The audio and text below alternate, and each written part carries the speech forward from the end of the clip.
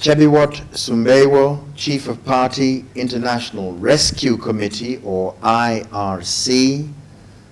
Thank you for coming and welcome to the JSO interview. Thank you, John.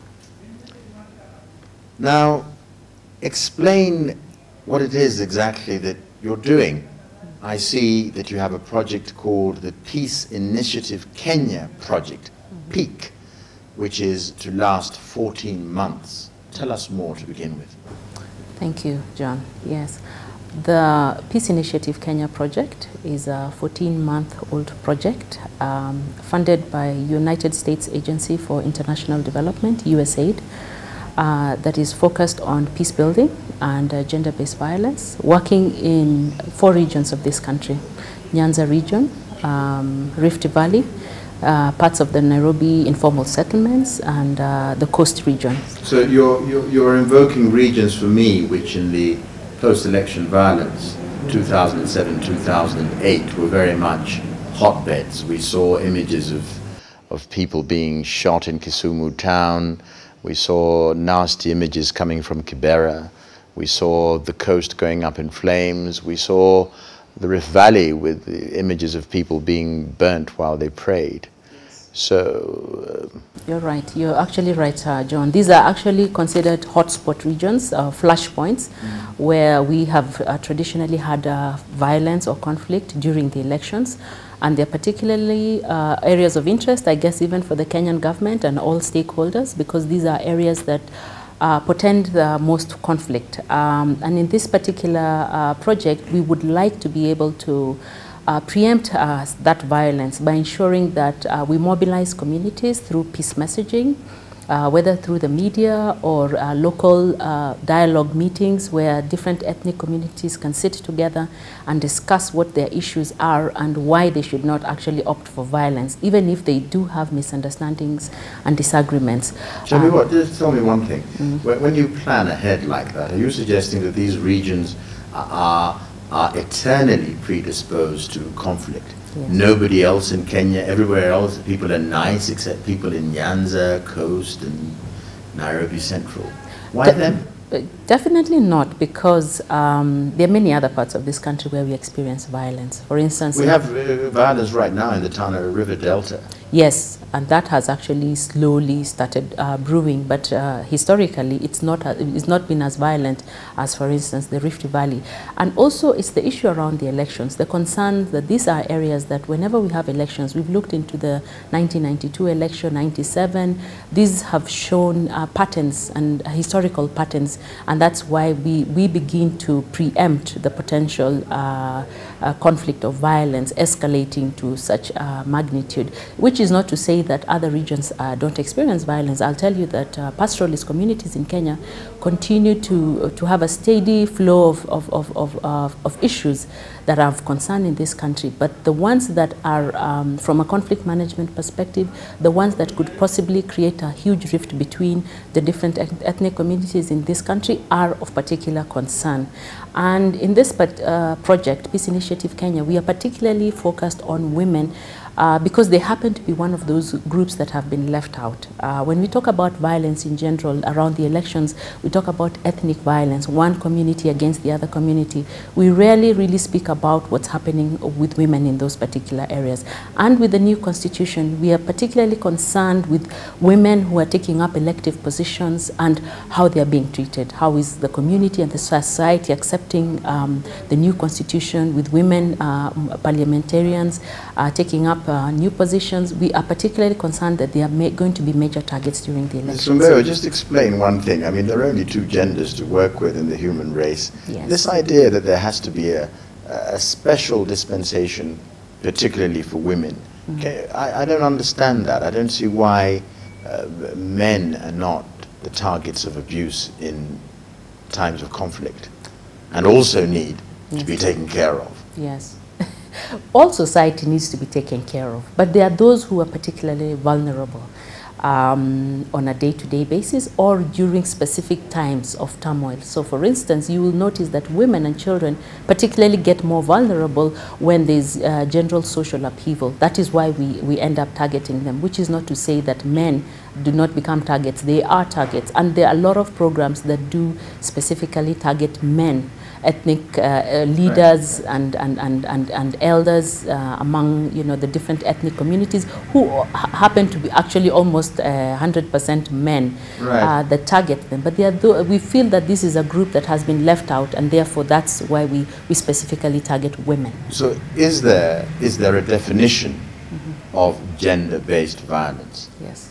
Yes, this is violence that is meted against people in society, because based on their gender, and gender being that. So in other words, I'm beating you up because you're a woman for no other reason. Yes, especially. I just see you, you're a woman, yes, you need a beating. That's yes, it. Yes, or because there are specific roles assigned to women within society that. For instance, if you go back to the elections, there are people who believe that women cannot take elective positions because they are women. Women's role is relegated to the home and service within the community, and it shouldn't be a public role. So this is the concern. So this is when we now talk about gender violence, because you are targeting them because they are a woman and because of socially assigned roles that are actually discriminatory. So that is the concern we have. Without being unkind, I would suggest that your job could be well taken over by government, the police, the military. Yes. You could have solutions as to say, let women go and vote all on their own in a particular place, yes, and isolate them so that you can better monitor how they're going to be behaved. The idea of having a huge campaign run by you to get people to meet, you just protect them. If you have a child, mm-hmm, and your child is going somewhere where it's going to be unpleasant for them, mm-hmm, mom and dad normally sit outside waiting for them to come outside the party. So why the dispensation when you could just deal with them as a group, put them in one herded community and go from there? Okay, to go back to your first question, why just not let the government deal with it? I think it's because the government depends on everybody to participate and get involved. Whether you are a citizen, whether you are somebody from out there who is particularly interested in the issues related to this community, so the government actually does need our support, because the police are not able to find that information. They need the community, and they depend on the community. The healthcare service providers need the support. Within the healthcare service, a woman is brought there and she's been raped, and all they can do is deal with the immediate medical concerns. But what happens to that woman after she leaves that hospital? There needs to be a psychosocial counselor. We need the church to come in to support that woman to be able to live her life in a healthy way after this. So we do need different sectors within government. We need different sectors within even our community. We need different groups within the society to be able to as a mass movement, really, to support women and children who are particularly vulnerable. I'd like to ask about the involvement when you said earlier on that this is US equals United States. The politicians rise up and say we do not want to have the participation of foreigners in meddling in our affairs. Mm. So you have a moniker that has everything to do with the United States. Could you explain why the special interest and why the United States in particular of all the countries in the world? Yes, and I must tell you that USAID's support towards this is not the only government. Actually, the US government is not the only agency supporting this kind of initiative. There are others. There are very many embassies that are actually particularly interested in women and children. But this is, I must say that this is particularly a concern to the U.S. government, because women, peace and security forms part of the agenda of the Obama government in ensuring that there is protection and security for women on a day-to-day basis, but especially during the elections, because there's a consideration that the vulnerability of women during these periods is a major concern and is one of those gaping holes that has not been looked into. So are the people on the ground, are they Kenyans working for Kenyans with aid money, or are indeed outsiders coming to inform you as how best to deal with the situation? No, I am the head, I am the chief of party, and I am a Kenyan citizen, and all the other staff are Kenyan citizen. All the committees, all the platforms that we depend on, all the people that we interact with are all Kenyans. So it's not a foreign agenda, it is a Kenyan agenda in which we as Kenyans solicited assistance from them. And let me inform you also that this is in partnership with the Kenyan government. The Ministry of Gender, for instance, is involved in this. The UNICEF is involved in this, and several other UN agencies. So my question was more about logistics. The idea, you know, you're a coach of a football team or something, and you're planning, I don't know, to win some cup. You have a strategy. Is it your expertise? Is it your knowledge, Mr. Jebiwot, which is allowing this to happen? Yes, it is. I'm a career peace builder, which means that I've worked for over 20 years in the peace building field, in non-violence action. So definitely I am using my knowledge and experience and expertise in working in this country and in the entire region, the Horn of Africa region, on how we mobilize and engage communities for transformation. So it is a Kenyan agenda. It is an agenda of the people of this country, people with expertise, people with interest in this country. Let me press you somewhat further. Yes. What are the strategies which you will employ? What are the sorts of things that you're doing? Concrete actions on the ground that you will... Definitely. One of the things we are doing right now is we are supporting a helpline, 1195, which is a hotline to be able to respond to SGBV cases or gender-based violence cases. This is a hotline that you call into, and you're supported by being referred to a hospital or a police center, and that's one of them. The other thing we do is we are doing mass-scale training or awareness raising on gender-based violence. One of the things we notice within the community is that people tend to think this is a private matter. So, you know, what I do with my wife or my children is personal to me, but I don't think that that's what it is. So we raise awareness on what's really happening within communities and families. We raise awareness also on the vulnerability of people during the election period when there's potential for turmoil.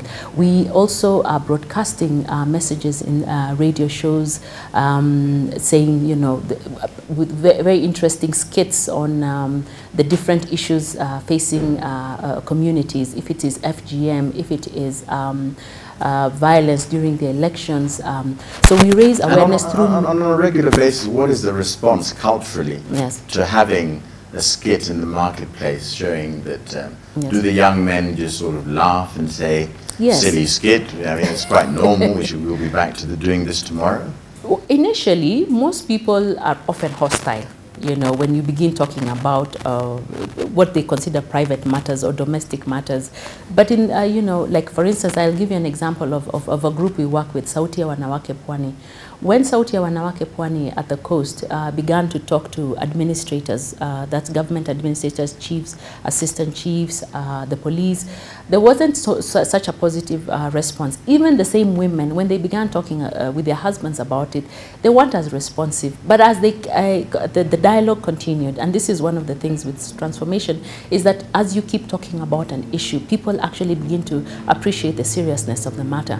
And they begin to partner with you. So for instance, in the coast with the Sauti ya Wanawake, you find that more and more administrators are supporting the work that the women are doing. More police are now coming up and saying, well, we are very sorry, we didn't really know this was how bad it was. We didn't know how this is how you felt, you know. And therefore, initially, yes, people do think it's not a serious matter. But when we begin to talk on a continuous basis, people begin to change their attitude. Constant dialogue bears fruit. Yes. So tell me, as a bearing fruit, March the 4th, general elections, is there a timeline? Are you ready to, could you put a sort of scale on the map and say, this time round, we can somewhat guarantee that the violence will not be as widespread as it was in 2007, 2008? Yes. Could you say that, or you're leaving all to chance? It's not really leaving to chance. I think the work that has already gone down on ground is massive. There's so many different organizations working on civic education, talking to people that even if you do not understand what's happening, it doesn't mean you need to go to the streets. Even if things are not working as you would have wanted them to do, you do not need to resolve it through violence. We've had massive campaigns in the conflict and management field where there are several organizations have been working on this. The government itself has been working quite closely through a platform called the Wiano platform of different stakeholders and the ministry and different ministries in government. So I think that one of the things, I'm an optimist by nature, and therefore I am seeing that because we do have so much that has gone in, people will be less willing to respond to issues violently. The people may be more apt to make noise about it, complain about it, but people will not want to quickly attack another community just because things are not going the right way. Do you feel that there is a relationship between you and agencies such as your own and leaders, the leaders themselves? Did you ever engage them? Yes. And say, when you go to rallies, honorable so-and-so, don't do this? In other words, are they part of the plan, or you're just saying, let them behave and we'll get on with what we're doing? They are part of the plan, but I must say that they're the hardest to find, because oftentimes when you give them audience, it's like this is their chance to say, to campaign, you know. So we avoid, of course, allowing them into our public barazas because we don't want to turn it into a campaign. But I will say that they are definitely part of the agenda. The provincial administration for many years has been part of the agenda in peace building and conflict management, mobilizing them and ensuring that they use the government structures in a positive way to ensure there's peace. We have often mobilized members of parliament, like for instance, working with KEWOPA, that is the Kenyan Women Parliamentarians, to ensure that women's voices are heard and that women are encouraged to take leadership roles, and they become the voice within parliament to ensure that they speak for women's leadership, but also on violence against women. But I must say the biggest constituent is the population itself, because it is only speaking to those people who vote, those people who go to rallies and listen in those rallies. We speak to them because they are the ones who will ensure that whatever they hear there, they're not going to turn around and attack their neighbor. When they go home, even if they may have a dispute with their neighbor because they have different political views, they're not going to attack their neighbor. Those are the people we are particularly focused on, because they are the easiest to reach, but they are the ones who actually throw the stones. I'm trying to imagine the scenario of violence. There's complete chaos. What about your own operatives? What about you? Where will you be on March the 4th? If you'll be in sort of Kibera Central, what's to say that you won't be sort of caught by a stray bullet if there is violence? What do you do to protect your own workers? Or will they then say, we've done our work, we've prepared them, we've had the meetings, let's see if they've been good students? Yes. Partly is that, but also ensuring that we work with different sectors within government, talking... but will you be on the ground? Do yes, you see definitely. yourselves being on the ground? Definitely. I'm not going on leave, although I'm sure it's going to be 2 days of public holiday. I am not going to leave Nairobi, because this is Nairobi informal settlements is one of our operation areas. And I will be in Nairobi, and I will be voting, and I will be moving from one polling station to the next, especially among within the informal settlements, to see what's happening and to be on the ground. So and will there be a scaling up? One can see, again, I'm trying to imagine as you speak, will there be a scaling up of activities on the day? Will the hotlines be even more operative? Will there be more than one number? Will it be more than 1195? There are quite a number of numbers. We have the 108 number. That's a number you can SMS, quickly giving information about potential violence, where exact location. Just explain very briefly, let's assume that there are people, what is a toll-free number? How does it work? A toll-free number. Do you just pick up your mobile and go 108 and all of a sudden somebody's talking to you? Is that it? No, we have different numbers. The 108 number is a number that you send in information, and this is collected within... so you send an SMS? Yes, you do send an SMS with all the details to 108. Then right. the 1195, that's a helpline. A helpline. But only on GBV cases, because our project focuses on GBV cases. So gender-based violence cases, that's where you will receive somebody talking to you, explaining to you what you should do, how you should manage the evidence, which is the nearest. Again, I'm imagining this scenario. I'm in a really dire straits, and I remember this number in my mind, the way you can remember 999. If somebody is burning my house, and I ring 1195, are you suggesting that you're not going to respond to that because it's not gender-based? I mean, you can just answer that question. Yes, definitely. With the 1195 number, we cannot respond to that, because that's beyond the mandate of the 1195 number, and also because we just. Sorry, then I have to ask. I'm going to ring you to say I'm surrounded by people who wish to rape me. What part in the ordeal do I appeal to you? Most often is just before or after. So it's actually across the board. If you're fearing for your safety, and you're concerned that even your husband at home, who doesn't agree with you and would potentially attack you, you can call this number, and somebody on the other side assists you and talks to you and tells you where you can get help by identifying where your location is, and they look in the inventory your exact location. So one thing I must say is that this is a number that has just begun. It hasn't been in existence for very long, and we are looking and seeking for more support so that we can have more volunteers working on a full-time basis, because it runs for 24 hours. We don't have enough volunteers working, so that there's a concern that it might not be able, definitely to not be able to cover as much as we would have been able to do. But I still think the 108 number is still useful, because this collects information as quickly as possible where there's potential violence across the board, and not just gender-based violence. And in this particular case, we do have a situation room with the Office of the President, a special program on conflict management, and they are going to, as much as possible, be on standby to be able to send police. So if you are in Garissa, you send this number, and as much as it's possible within government security frameworks, they will try and respond to potential violence or something that has already happened. They will try to respond, and especially because this electioneering period is of particular concern. The machinery out there, of course, has increased. They have more volunteers working and ready to respond as much as possible.